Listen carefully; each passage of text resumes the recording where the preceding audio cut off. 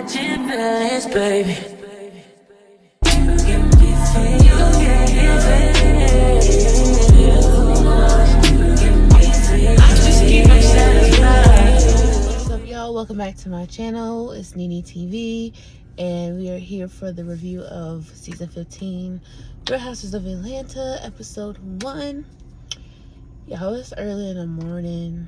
It's like 8 something, so if I'm not having so much energy, that's why. But y'all, we'll get to this video while I have the time.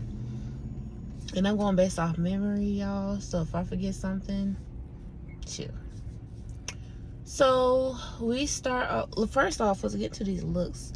I love the new intro. I love their confessional. Well, I ain't gonna say love confessionals, we'll get into that, but they're looking really pretty good, y'all. Like, they love the colors. It's cute. It was giving. Where do we start off at, y'all? Y'all, it's sad. Where do we start off?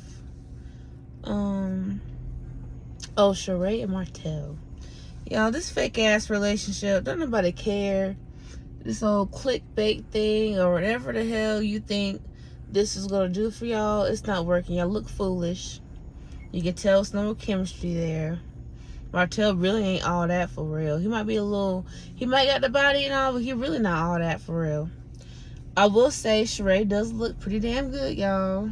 You know, her body always been that. She looks good. They have this lady come do some little activity with them. Of course, Martell behind thinking a threesome. But according to Sheree, you know, her and Bob was down for a threesome, but Bob ended up doing the threesome, which is that with Sheree. Sip some tea. Which Bob wasn't shit either, so I ain't even worried about that. Then we jump into Kenya. She walks in to go join well, no, I lied, y'all. Candy, the Candy Coated Nights crew. Oh Lord. They make their reappearance. I miss Carmen. I miss all of them. You know, that used to be the gang. But you know, Kenya comes, Marietta shows up, and you know, they're just gossiping, and they bring up Martell and how he has word on the street and how he has all these hoes and everything else in Atlanta. And honestly, I'm like, they know this relationship ain't real. So of course he gonna really be dibbing and dabbling in Atlanta with other people. Oh yeah. This is not a real relationship. So I mean, ain't like he really cheating for real. But of course to them, this is charade. They gotta find something to talk about. So, which I'm not surprised by. Next thing you know, Kenya says that Martell was in her damn DMs. It was in the DM where you got like a request or, oh my god, oh yeah, early. But she never accepted the request or whatever. So by the time she accepted it, because they wanted to see proof that, you know, he DM'd her, but we never know what he said. Candy feels like it might be on some clout chasing shit because Martell's been trying to find somebody to hang with for promo reasons or whatever the hell it might be, and maybe Kenya was the first one to get hit up before Sheree.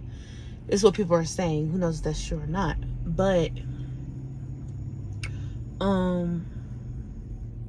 she accepted it, but the message was gone, so he must delete the message. But clearly something was sent because it was in her request box. So even though he did send a DM, we don't know what it says. So we can't just jump conclusion like, you know, he tried to hit at her because we don't know what it really said. Candy starts crying because of her and Todd getting into it. You know, it wouldn't be Candy. She don't damn cry. But the first episode. But I guess Todd's saying she doesn't make enough time to do stuff for them. Well, they can make time for her. You know, Candy, one thing about Candy, she gonna work. Now, I do think she do need to find a balance between the two because there's nothing wrong with working, but baby, you make a lot of bread. But it's like she keep on, sorry y'all, making plans after plans after plans, booking after booking after booking. So it's like, at some point, breathe, girl. Like, you ain't gonna miss anything, I promise. She stuck crying because, they told her a time, and, she asked him if he could change the time because she had something else planned at the time and he couldn't change it. So she went and did everything she could to change her time around and manage that. And he ended up changing the time. So it's ended up making her look like bad, as if she don't want to support him, when that's not the case. Which I get that. You know what I mean? To a certain extent. That's that. And then we go back to Sheree. Sheree now introduces us to Courtney. My first impressions of Courtney, I want to like her, but y'all, like, she feels like she's one of those that want drama. Like, she wants a problem. I'm not with all that. Like,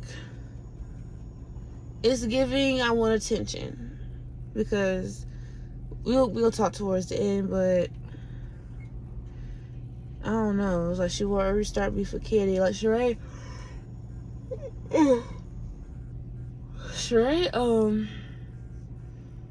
Sheree and Candy got like a little thing going on, because Candy been doing these things where she recreates shit from the show and posts them. And, she was like, Sheree be acting like she don't be remembering what she be saying about other people, as if she ain't say shit. It's just like Portia, quote unquote, course of words. Who said that? Who said that? That's what Sheree be giving when people call her out on her shit, because she don't be acting like she be saying shit about nobody. But it seemed like last season they ended out on a decent note. But, it's shade. They were shading each other the whole time. I don't know. They still got stuff going on. Courtney, she comes in and was like, well, I feel like Candy trying to make it seem like we were friends, or she trying to act like she don't know who I am and all this other stuff, which I ain't gonna lie to you, I don't know who the fuck you are, but it ain't about me. But she was real pressed about that. For some reason her little feelings were hurt. So, I'm jumping around. Sonya and Sonya house is packed, y'all. She got her husband, her sister, and her sister's husband. They 2 kids and her 2 kids. So yeah, the house full. Of course, a house like that, you'll have conflict.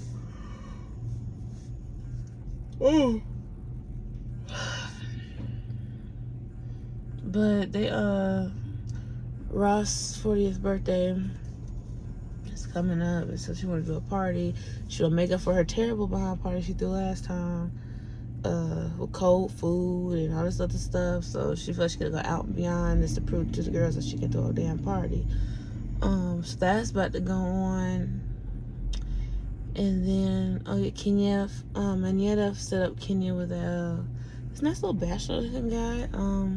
It's crazy though. She's still trying to get a damn divorce. It's 18 or 19, and I don't know, y'all. I don't know what's taking so long. I'm not sure what the divorce process is. I know a lot of people got divorced after her, and it's finalized. Like, you got Cynthia. Oh, I'm so sorry. You got Cynthia. She got divorced. Her divorce is finalized now, and it ain't take long at all. But I guess it depends on legal stuff, and I don't know. So I can't judge y'all. I need my nails done. Look at this. Anyways, so we get to the party,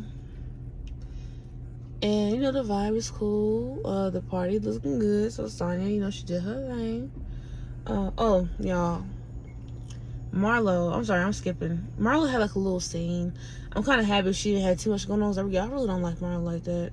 It was her and her boys, and of course she acts surprised when she come downstairs with the boys making some type of food or something downstairs. Come down, act like she ain't knew they was down there making something. They ate, and I think they're like a little life coach or something that comes down, which I'm good about. She kind of felt bad about what she said last last year about setting them off and how it made them look and stuff like that. And of course the boys like, oh, shouldn't be nothing by it, and we all got stuff we gotta work on. So they got a little life coach, so they're doing that. Cute little scene, not too much going on. We don't see Drew at all this first episode. So that brings us to the party. Ralph shows up. It was like, Drew couldn't show up for whatever reason, which is weird. Like, we don't want to see you. Like, I prefer Drew over you. When we get there, the party is nice. Like I said, she's spending a good amount of coins on there and stuff like that. And then this is the time where Courtney decides she wants to ask Candy about her acknowledgement of her, pretty much. And it's like, well, girl, I met you 1 or 2 times. If someone was to ask me about you, I wouldn't know what's going on. That stuff is not a big, not a big deal. She took it, Courtney took it to the most disrespect possible. She felt like, dang, like, you don't know me, like, who is you, type stuff. Like, girl, calm down. And she's over here bucking and doing all this neck movement and all this stuff towards Candy. Candy wasn't messing with. So he was like, you got the right one today, because you ain't from doing all that to me just because of that. So she need to pipe it down a little bit. But they get into a big blow up. When Candy get mad, she get mad. So I don't blame her for being upset or anything like that. But y'all, this episode, it started off pretty good, I will say. I'll give it a 7.5 out of 10. Because it was interesting. It kept me on my toes a little bit. It wasn't boring. I wish I did see all the ladies, so I really wish I saw Drew. But we all know what's going on with Drew and Ralph at this point. But at that time, of course, they weren't going to say anything. But I'm excited for this season. I feel like it's going to be pretty good. I do know Marla will get to it with Candy at some point about parenting. And, like I said, we had that scene about her. And, well, I didn't mention this, but, how in a confessional,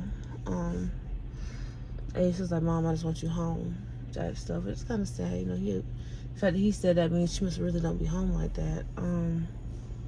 Which that's what it is to be a child of a celebrity. They'll always be busy, but that's no excuse to never be home. But y'all, I'm sorry, my energy's a little low. Like I said, it's early. Kind of really don't feel good. But that's my take on this episode. Make sure you like, comment, subscribe on this video, and we'll be back next week.